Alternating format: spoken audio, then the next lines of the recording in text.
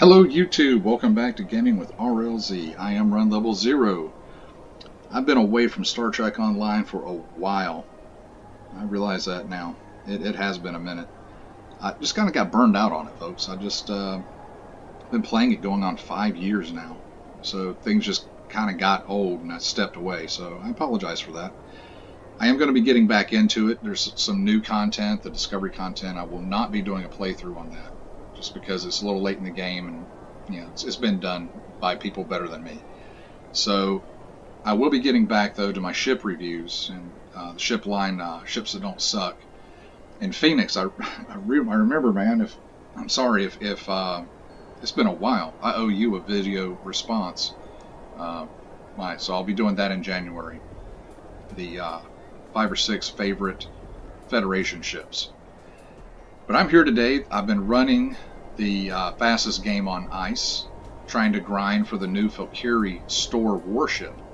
I've been excited about that. We're going to take a look at that. We're going to finish up that race and finish that grind. You have to run this race once a day for 25 days to get that Tier 6 ship. So this is my last race. We're going to be grabbing that. Then I'll switch character to the guy that's going to be using it, and we'll actually take a peek at that ship and see what it looks like. Yeah. But before we do that, I do want to give a very special shout out to my nephew CJ. Happy birthday, buddy. He is 13 years old and another teenager running around my brother-in-law's house. That's they have 2 teens, 2 amazing kids. Jesse and CJ, my niece and nephew, respectively. They're just, man, we've been blessed. We couldn't ask for 2 brighter, more intelligent, nicer, well-mannered young people to be part of our family. We're so very proud of them. So Uncle Lug says happy birthday, man. All right, let's get this going. Let's see here. Put up my little pop gun. Everybody's looking at it. The timing of it, you can see everybody here is queued up. While we're waiting our turn, I'll tell you what, let's take a peek.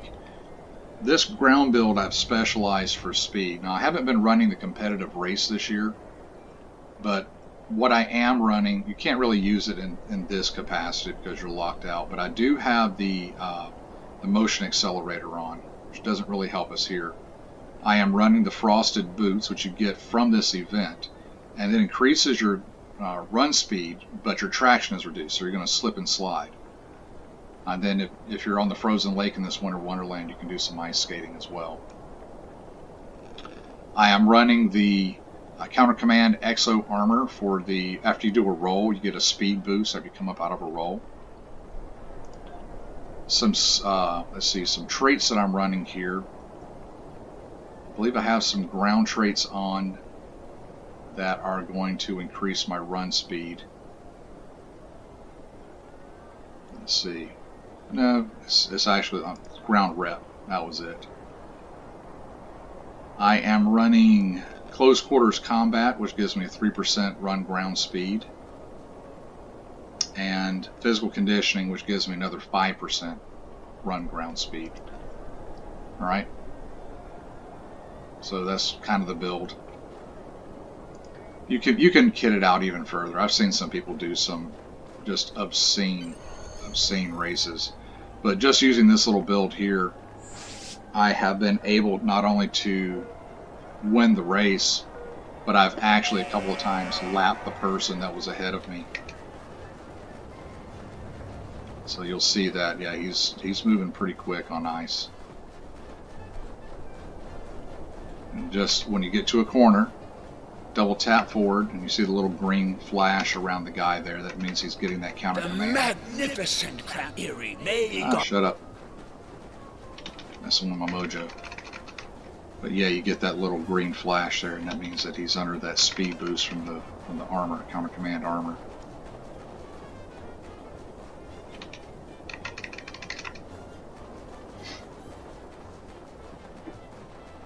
I have been kind of disappointed lately with the winter event here, Q's Winter Wonderland. It's usually one of my favorite events of the year, but they really haven't introduced anything new. See, there's the critter from the last race. We're kind of catching up on him.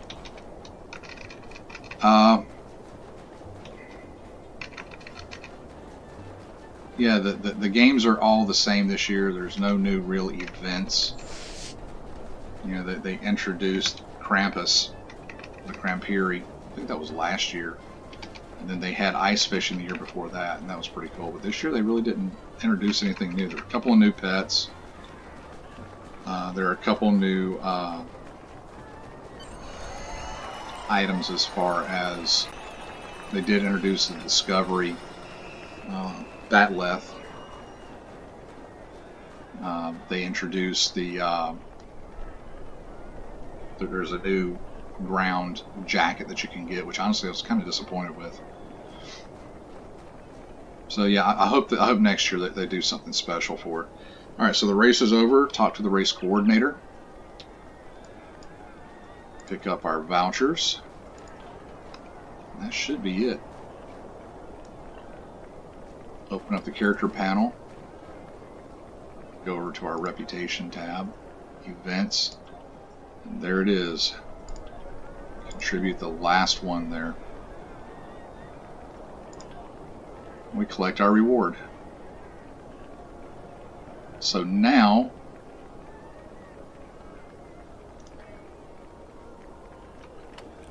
we have this ship right here. Open it up. We're just going to leave it as is for here because we're not going to review him on this tune.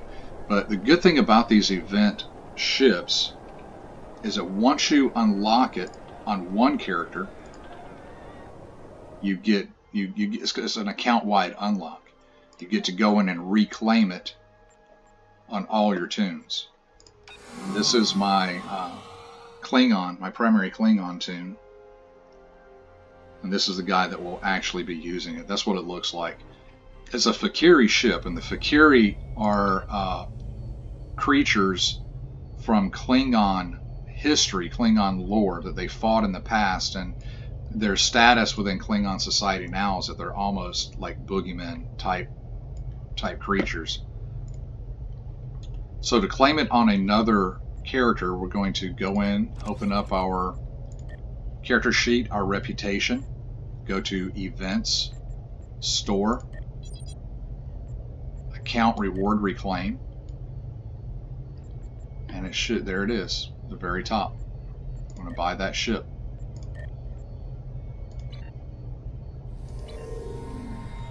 So now it will be in our inventory. Thought it was in our inventory. Where did it go? Special requisition pack. So it's in here somewhere. Just got to sort it. There it is. So the first thing I want to do, and you're going to see why, is I'm going to rename this ship to the Imperial Klingon ship, the Reaver. I want it all caps. If you are a friend of Firefly or Serenity, the Reavers, you'll be very familiar with that, and I think this ship looks like something that they would fly. Okay, so we have the IKS Reaver. Let's go over here and manage our ships. We'll make it our active starship. IKS Reaver. The first thing I want to do is, I wish that they would, come here.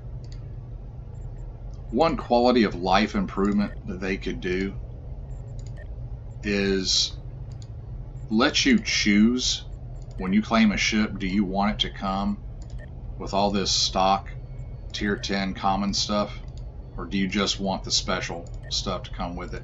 I would just as soon them make this Mark 10 common stuff free from a vendor, and then when you get a new ship, it only comes with whatever special weapon or console it comes with. There we go. So this is the IKS Reaver. while we're in here, we'll take a peek at the mastery. Let's see. Tier 1, you get 5% plus 5 accuracy, plus 15% crit severity. That's good. 2.5% crit chance. Really good. All right, then we get enhanced weapon systems, plus 10% to kinetic and energy weapons. And then at Tier 5, you get a starship trait called the Maw of Grethor. While at full throttle, to foes behind you, they get 50.9 fire damage, 10.9 fire damage every 1 second for 10 seconds. So you can just flame people up. And the special console that comes with it is Chains of Fire. So it has a passive, 3.8% fire damage. I get it that it fits in with the theme of the ship, but how much fire damage do you really do in space? So that, maybe, we'll see. And then you get plus 25 to your impulse expertise, which includes your speed, improves your speed and turn rate. And you get plus 25 to your control expertise, which includes your control bonus and your resistance to being controlled. So it all fits in with the theme of this ship and this console. So what it does, it has a clicky. It fires out these chains that grapple onto nearby foes, up to 6 foes. It gives them 2,000 fire damage that ignores shields. And then for 10 seconds, it pulls the foes towards you. 100 fire damage, ignoring shields, times 2 per second. There's a 2-minute recharge. So we'll be taking a peek at that. Let's ready this starship. Okay. Well, doesn't ready everything. Let's put in the red matter capacitor.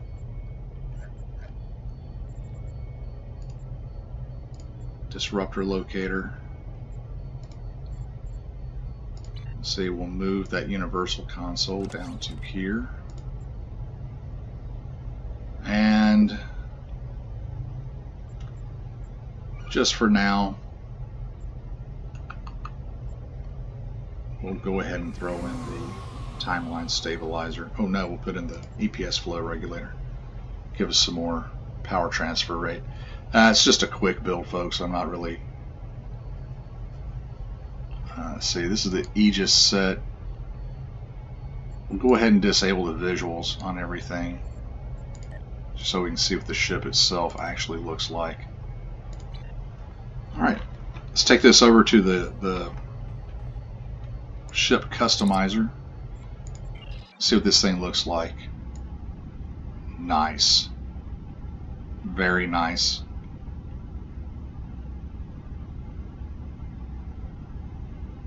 That is a sweet looking ship. Looks very vicious. And you can, if you're familiar with Serenity and Firefly, looking at this thing, you can tell why I call it the Reverb. You'll see even more once we get it into space. This thing's going to have flames jetting out from everywhere. It looks pretty cool. So we had the Fakiri Type 1 skin option. Type 2. Type 3 is where it's at for this, though. That looks really good. Has a generic starship interior. Type 2 windows, Type 1 windows. I like the Type 2. And there's only one template to go from. It does have a... let's see, there's no custom pattern. Your patterns are very limited. Still, I mean, it's not really meant to be customized that much. It's an awesome ship, awesome looking ship. So let's get out of here and let's beam up and see what this thing looks like in space. Take a look at its slots and loadouts and see what it has available. I'm not going to get into too much of a detailed build. I just want to highlight the ship and see what the ship has available. You're going to see a lot of these. There's another one in here.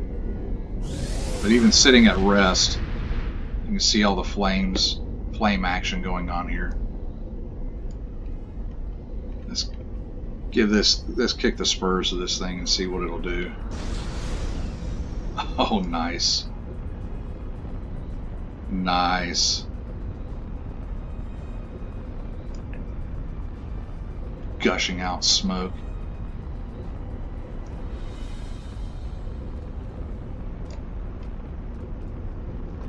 See that? You know what that is? Let's disable visuals. No, I have the visuals turned off on the bowsman. Turn on the visuals for the bowsman and get even a little bit more light back there. So the bowsman hyper impulse engines, if you have access to them, they actually look pretty good with this ship.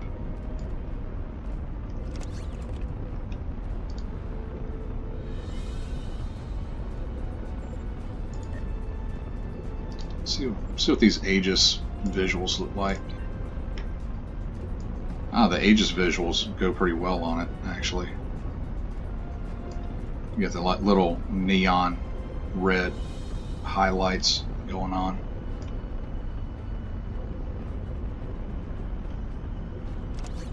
Turn those off again. All right. I actually want to kick this thing into full throttle and see what it does. Oh, nice. Check it out, y'all. And you know, even at full impulse, this thing's pretty agile. Wow. This thing is really agile. It turns a pretty tight circle at full impulse.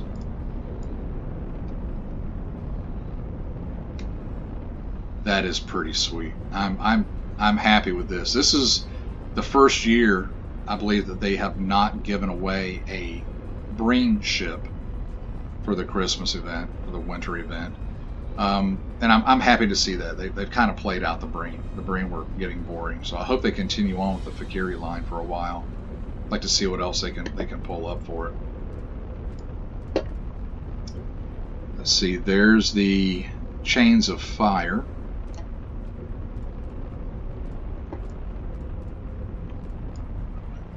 See what that. See if it'll give me anything without any enemies nearby. Warning: ship is under attack. Nah, it doesn't fire anything off. Okay.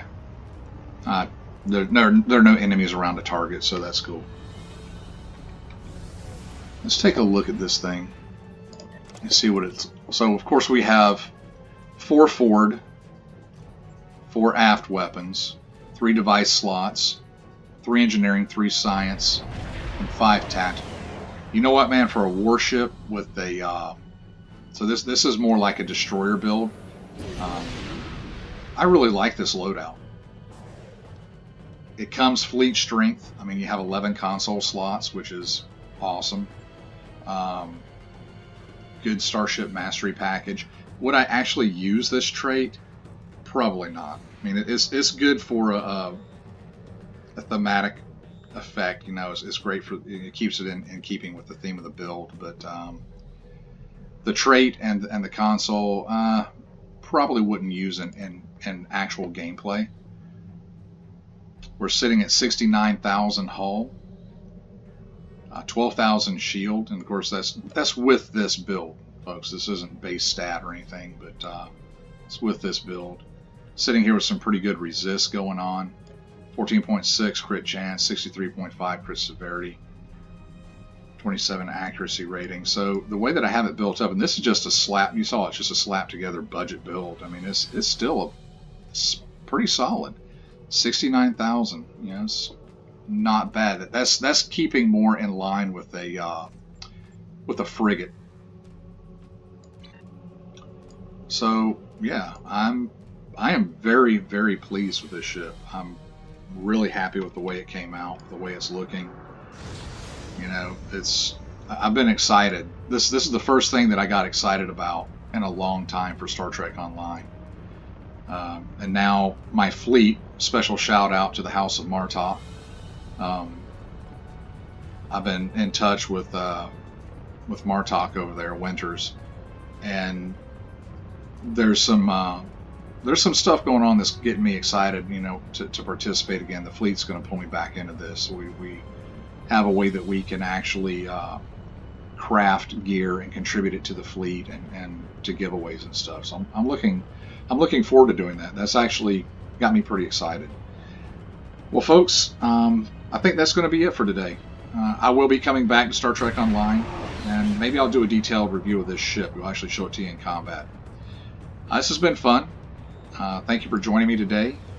Happy birthday, CJ, and I look forward to seeing you in game.